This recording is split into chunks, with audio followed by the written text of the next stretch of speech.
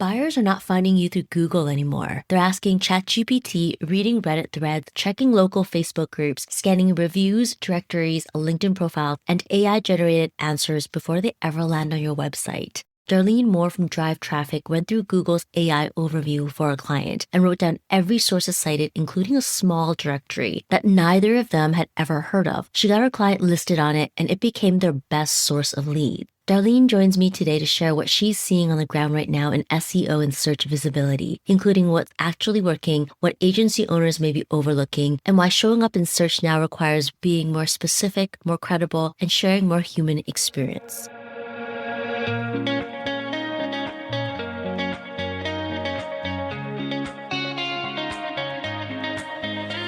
Welcome to the Small But Mighty Agency podcast. Growing a boutique agency can feel like you're always the underdog, competing against bigger shops with bigger budget. But small agencies aren't the underdogs. You're the upgrade. Here on this podcast, I'll help you see your size as the advantage it actually is and build a business that's profitable, sustainable, and doesn't depend on you to keep running. I'm your host, Audrey Joy Kwan. I've worked behind the scenes in multiple seven-figure agencies, coached and consulted with more than 180 agency owners, and supported an agency owner through a successful sale and exit. I'm also the founder of Agency Together, a community where boutique agency owners build the collaborations and strategic partnerships that help them grow. Here on the podcast, you'll get real-world insights and practical ideas to help you work less, earn more, and grow without burning out.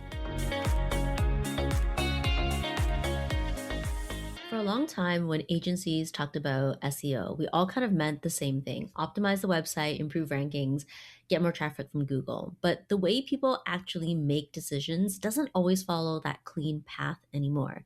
The first touch point might be reviews on maps. It might be a post in a local Facebook group. It might be a Reddit thread where someone is asking for real experiences.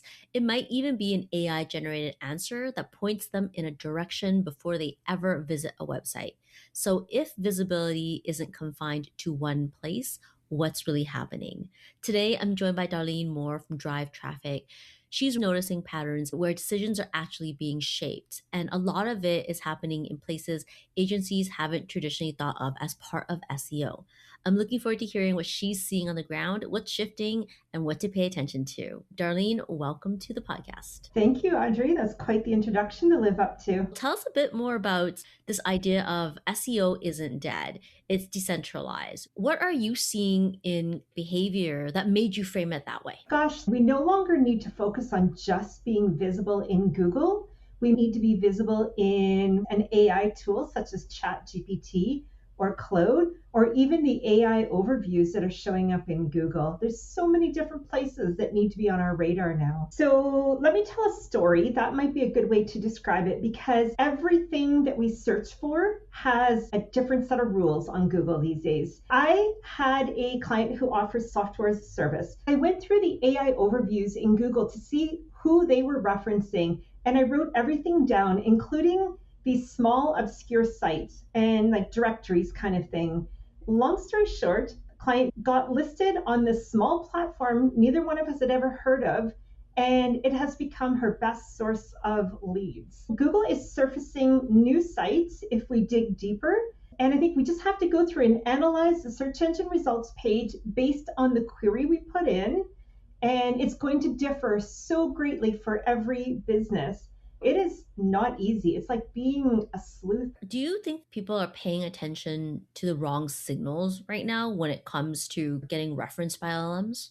I don't know if people know enough about how to get listed there, but yes, everybody wants to jump on the fast and easy bandwagon, but they're missing really simple things like the number of websites that still don't have a well-defined About Us section. How often do you go to a website and not see who the primary people are in the company, what their experience is, what makes them unique, that sort of idea? This is the stuff that LLMs love. And if that information exists on your website as well as off your website, it gives the LLMs something to cite. It gives them multiple sources to understand who you as an agency are, and then can share that information with your prospective clients. So if an LLM understands that the person using it is looking for an agency of some sort, The more they know about the person doing the searching, the more unique information they can bring to the table. So if you're a woman that likes to work with women owned businesses, even though you didn't search for that, if your LLM tool of choice knows that about you and it knows that an agency is woman run, then it might surface that.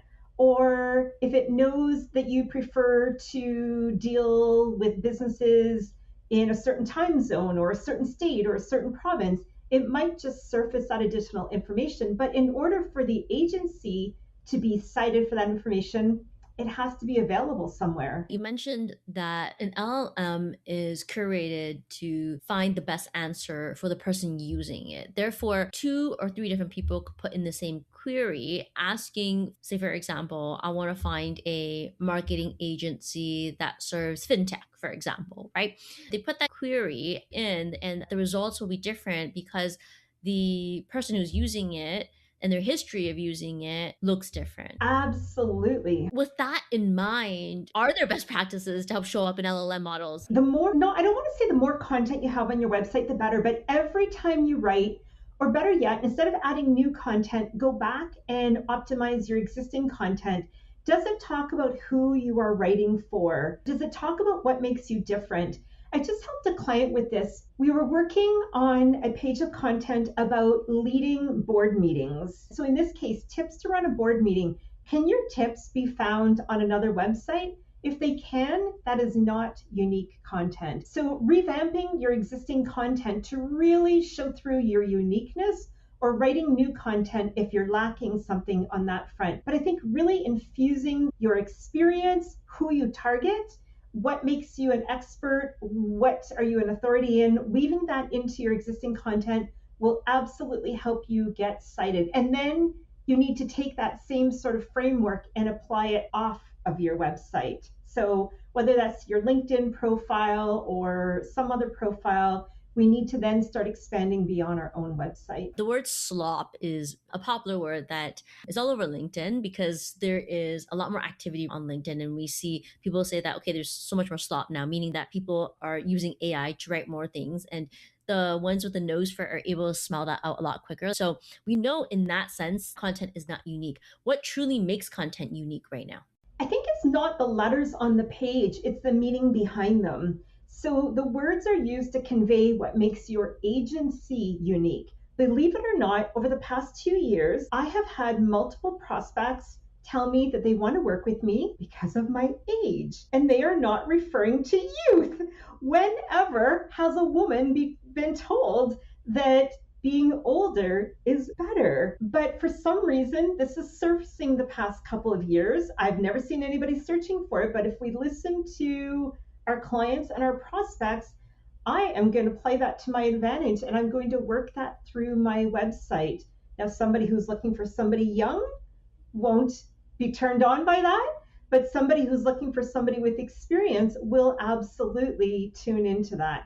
So that is an example of uniqueness. Okay. Does that mean sharing more personal experiences? Yes, you talk about experience. Just like cost, there is signals that you can relay that indicate you are a premium product or service versus a basic cost. What I'm hearing is that more now than ever, our unique experiences, which is personal experiences, are what LLMs are looking for because it's a signal that the content is human because it's lived. From that perspective, are you encouraging your clients to share more personal experiences? So I've started using commentary like how many years ago I started the business or what SEO looked like way in the beginning. So it's not personal. You don't have to go into a lot of detail by any means about your personal life. There's a couple of things that I know about you, Audrey, that slip out from time to time.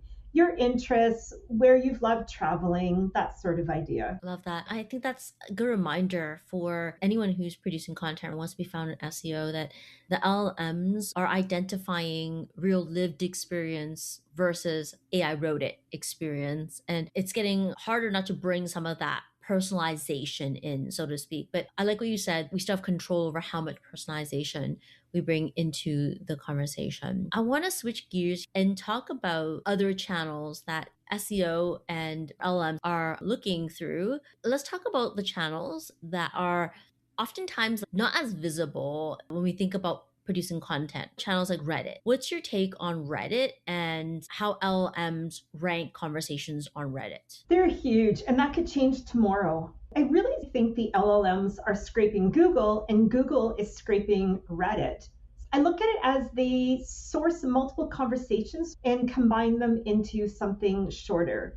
So, yes, right now, Reddit is definitely pretty much king, but the best is to understand how people search for you or how you would like them to search for you. Read all of citations that AI brings up. Use your favorite LLM tools, see who they reference, and start digging. It's like a spider web. Start digging into these like thin lines and see what comes up. As I mentioned, I found an obscure directory, like it compares one vendor to another. And my client is getting affordable leads on this site we have never heard of. You're not going to know what the LMs are surfacing unless you plug in the question that you think your people are asking. And from there, you can see what sources they're pulling from. Exactly. For example, you might see Reddit threads that you could explore more and determine what your Reddit strategy could be from that understanding. Or it might be pulling even from Facebook groups, which is actually a good indication for you to join the Facebook group. Absolutely. Any other things you think are insightful for people thinking about where do I need to show up in order for LMs to tell people about me? We talked about Facebook groups, we talked about Reddit, anywhere else that you've seen show up that people might want to do some research on. I see threads conversations come up from time to time, links to Instagram. Again, it's going to vary. Like in the AI overview, just look at the little icons that are presented and the conversations they're digging from. That's where the gold is. But really, then we have to act on it. And so, is it the agency that's going to act on it, or is it the client? And how are we going to go about it? I have a client who is looking for a content manager for Reddit. They've decided that that's what the role would be there. Who is the client going to post on Facebook groups, or is the agency going to do it on their behalf? I think getting a whole list is probably less important than picking a couple of common places. For example, we know people go to Reddit and to local Facebook groups to ask for referrals, recommendations, and focus on getting active in those. And then I think looking to expand the number of places you can be found. I love this idea of using the LLM as the source of research, and wherever the LLM pulls up becomes the opportunity for us. Citations that I've noticed come up are also to other blogs. Sometimes they'll find blogs and they'll quote the blogs. Now, of course, there's an option to try to get your content onto those blogs because the LM has signaled that blog is authority material. However, what do you think makes an LLM identify that piece as authority? These blog posts are typically answering questions that people are looking for, and the LLM can just pluck that answer right off the page and plop it into their interface. So you may not be able to get listed on that blog. That blog could be light years out of date, but they simply had a format where their content answered a question.